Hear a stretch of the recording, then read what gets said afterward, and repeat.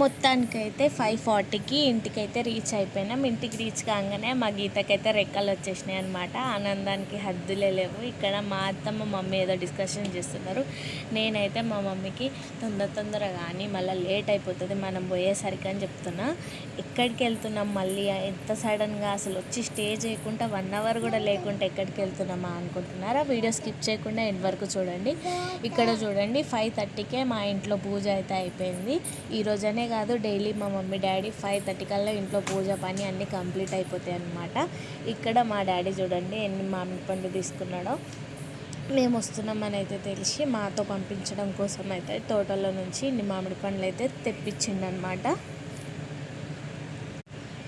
మేమైతే ఫ్రెష్గా కాగానే బ్రష్ చేసి చాయ్ కూడా తాగకుండా ఫస్ట్ మామిడి పండ్లే టేస్ట్ చేసినాము. సూపర్ టేస్ట్ ఉండే, అసలు ఏ మందు లేకుండా న్యాచురల్గా పండిన పండ్లు. అవన్నీ మక్క పెట్టాలంటే ఇంకా మేమైతే వరంగల్ వెళ్తున్నాం. ఎందుకు ఏంటి అనేది నెక్స్ట్ వీడియోలో చెప్తా.